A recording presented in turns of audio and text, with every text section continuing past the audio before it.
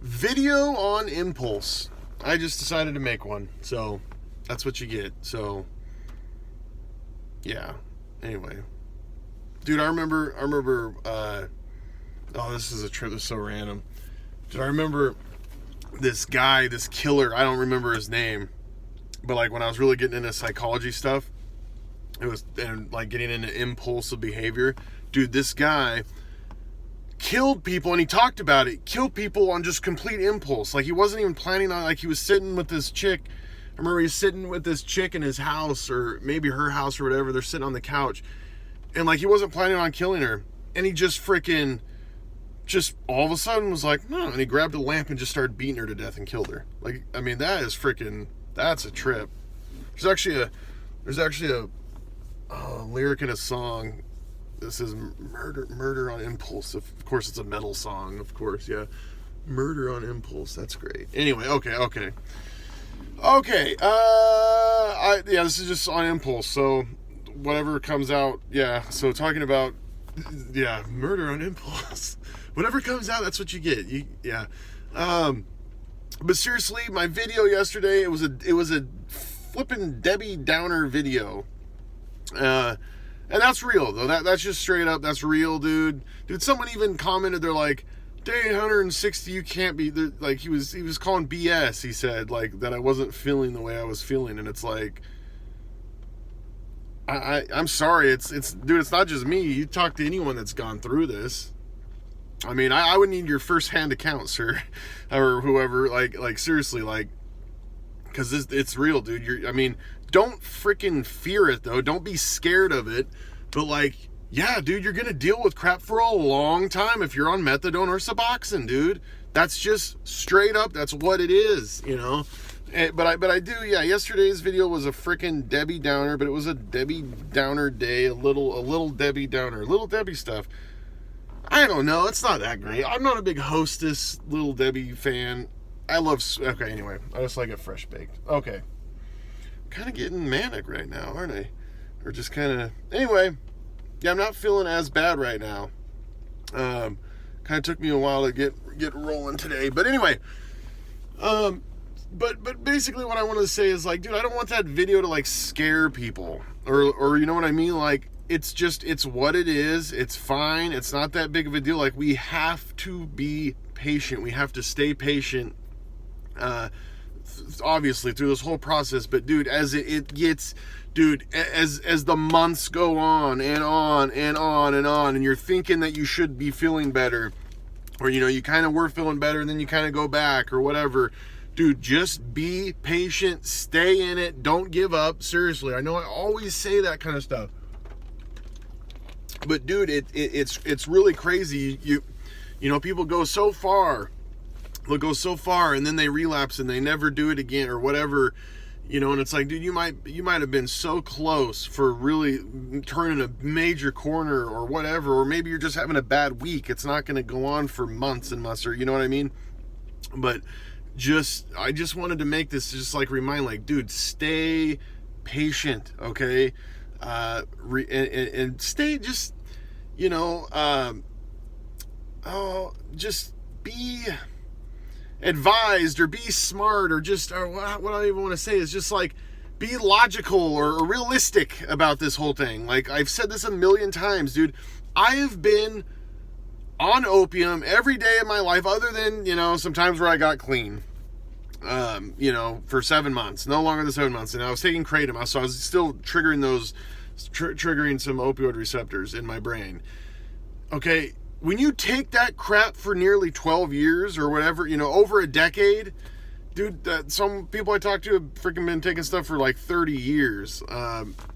You know, I mean, when you do that for that long, 20 years, 15 years, even, you know, when you're getting into 5 years and stuff, I mean, like, you have long-term crap that you have to change. Like, it doesn't just change on a whim, you know, or, you know, so like, realistically, 5 months, yeah, dude, they've come a long ways, but 5 months, you know, isn't really that long. It's really not that long in comparison to over a decade, or, you know what I mean?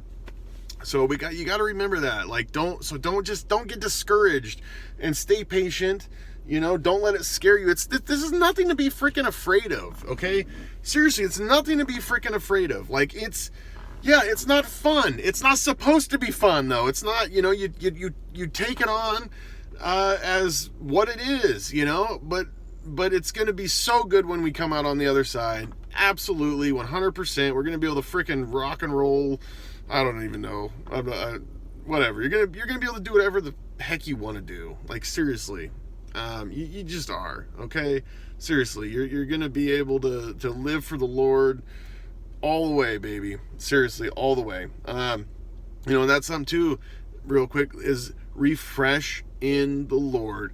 And I'm saying this stuff because this stuff that came to me, because it's like, I need to like refresh in the Lord. I got so depressed recently. I was just like, even though it's like I knew that thing I needed to do, I knew I needed to be in the Word more than usual, but I did less. And it's like this cycle, and it's stupid, and it's not smart. It's not smart. So refresh in the Lord.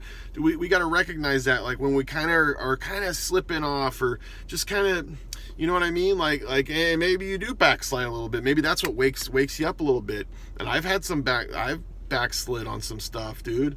Totally. You guys know that. But even if it seems the small things, because it's always the small things first. It's, we need to abide in Christ. He's the true vine. I know I've said that a million times, to bear fruit. But it really is true. A lot of times in my life, when I've noticed I've gotten off track, it starts out with the small things. I have less time for God, and then I have no time for God, or hardly any time for God, or just like I'm just selfishly praying at night before I go to bed, like, God, help me, dude, help me this. And when you start getting away from that crap, then the slip comes, and then it can just, can just freaking unravel like crazy fast. So just refresh in the Lord.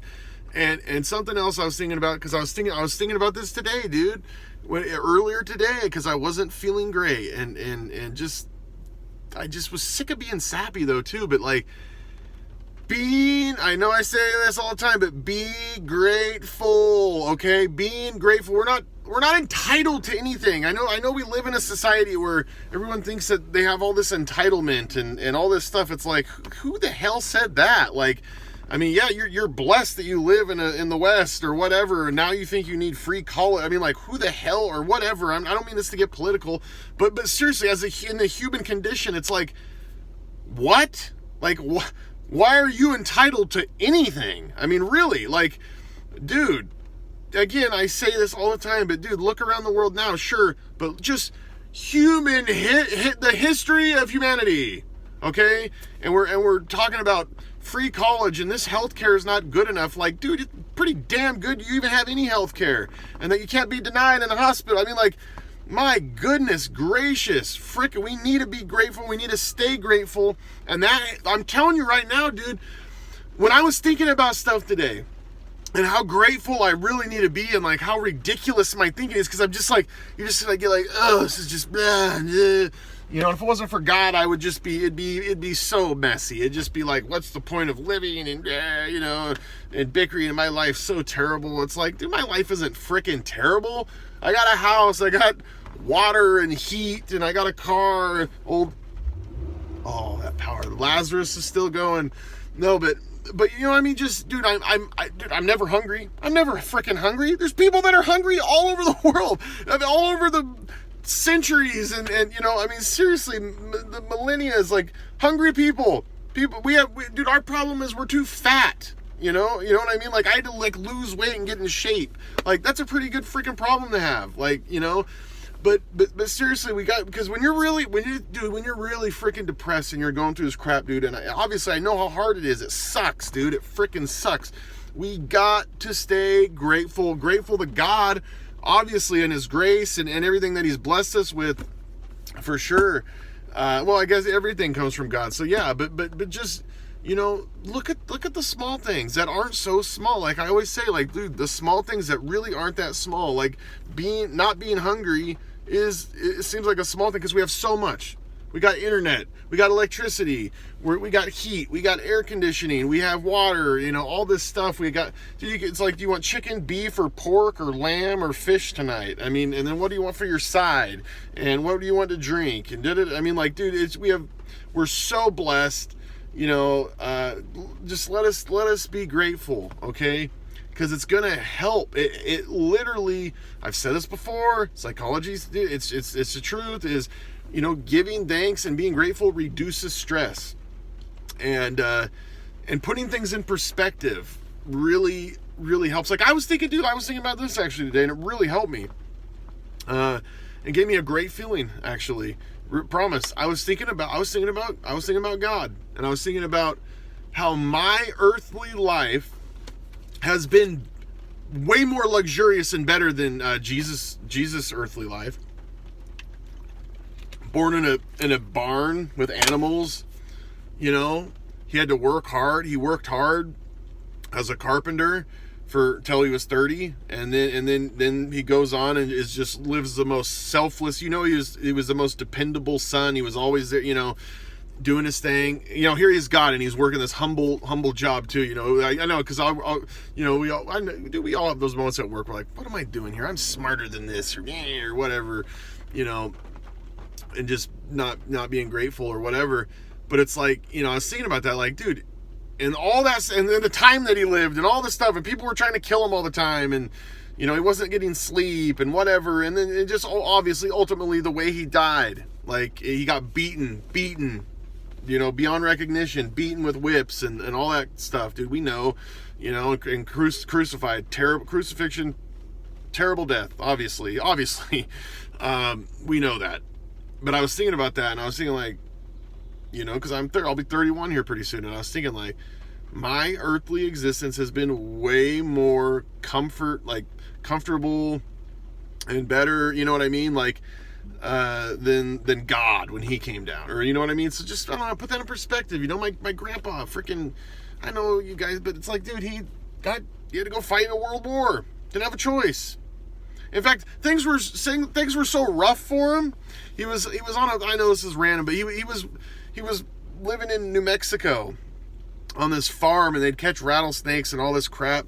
Well, he enlisted when he was 17, and he why he became a paratrooper is because it paid a little bit more. I mean, like, things weren't that great, you know what I mean? Like, to where like he was ready to go fight a war, like a freaking world war. But like, just think of that, like, dude, people, I hear, a guy I love at work, he's like, damn man, don't you wish it was the 50s? And I'm like, no. People are getting drafted to go fight in Korea. Like, or, it's just, we have this bubble gum, everything's fine. And in fact, Solomon even writes in the Proverbs, like, don't say like in the good old days. In the good old days, it's because it's not true. It's not freaking true. I mean, sure, there's moments. I mean, really at the height of everything, I guess the 90s. I mean, right after the Cold War. Okay, I'm sorry, I'm getting way. And then we still went to war, though. There's always freaking war, but it wasn't drafted. And then, yeah, you go into the 60s, it's like, oh, you drafted. Want to go to Vietnam? It doesn't matter, you're going, so anyway, I got way off topic, but whatever. But just let's stay patient, let's stay grateful, okay? Let's not be naive to this process, okay? And it's not to scare people, it's just to be real, and to prepare for this. Because if you're not prepared for this crap and lasting this long, if you just don't believe that it can possibly last this long, dude, I'm sorry, you're gonna bail. You're gonna bail. It's gonna be very, very, very difficult to get through this, and I know that firsthand because I've been there, I've done it, I've gone months.